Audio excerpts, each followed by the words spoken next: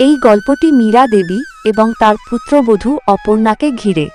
একই ছাদের নিচে বসবাস করলেও তাদের সম্পর্ক ছিল যেন ঠান্ডা আগুনের মতো।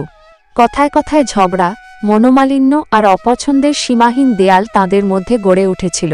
মীরা দেবী অপর্ণাকে কখনোই মন থেকে গ্রহণ করতে পারেননি, আর অপর্ণাও শাশুড়ির প্রতি শ্রদ্ধার আড়ালে লুকিয়ে রেখেছিলেন একরাশ অপার অনীহা।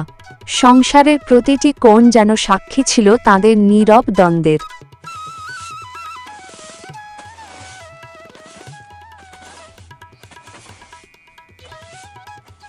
ও, কোথায় যাচ্ছিস? দেখতে পাস না এখানে নোংরা পড়ে আছে? কোথায়? এই যে এখানে। কিন্তু এখানে তো কিছু নেই। আরে, এখন আমাকে উল্টো জবাব দিবি?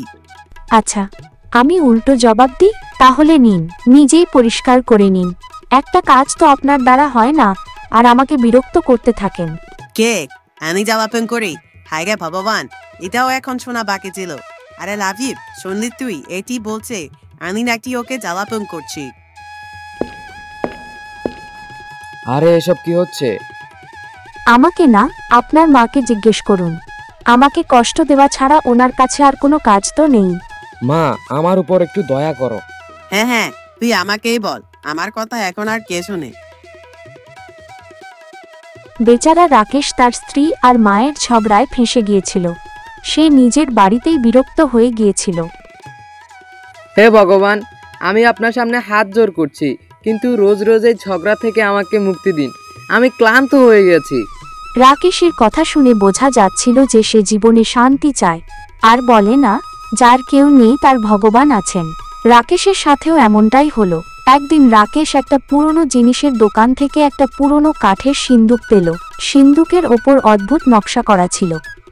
কিছু অদ্ভুত ভাষায় মন্ত্র লেখা ছিল, যেন কিছু সংকেত বা রহস্য লুকিয়ে আছে। সেটা দেখেই রাকেশ বুঝতে পেরেছিল যে ওটা কোনো সাধারণ সিন্দুক নয়। কি আদেশ আমার প্রভু? তুমি কে? আমি এক জিন যে আজ থেকে আপনার সেবা করবে, আপনার সব ইচ্ছা পূরণ করবে। সত্যি সবকিছু? আরে আমি সত্যি বলছি, চাইলে পরীক্ষা করে দেখতে পারেন। তুমি আমার ইচ্ছা পূরণ করবে? তাহলে একটা কাজ করো, এখনই বৃষ্টি নামাও। যা আদেশ আমার প্রভু।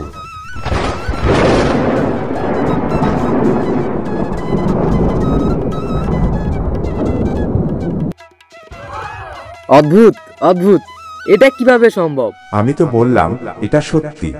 এখন বলুন, আপনার কি চাই? এখন আপনি কি জানতে চান? আমার শান্তি চাই। এমন কিছু করো যাতে আমার স্ত্রী আর আমার মা দুজনেই কিছু না বলে। হয়ে যাবে প্রভু।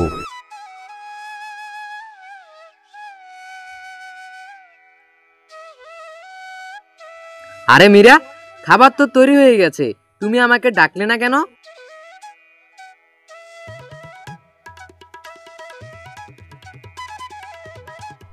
অবশেষে বউ আর মা দুজনেই লাবিবের কাছে ক্ষমা চায়। তারপর লাবিব তার জিনকে আদেশ দেয় ওদের গলা ঠিক করে দিতে।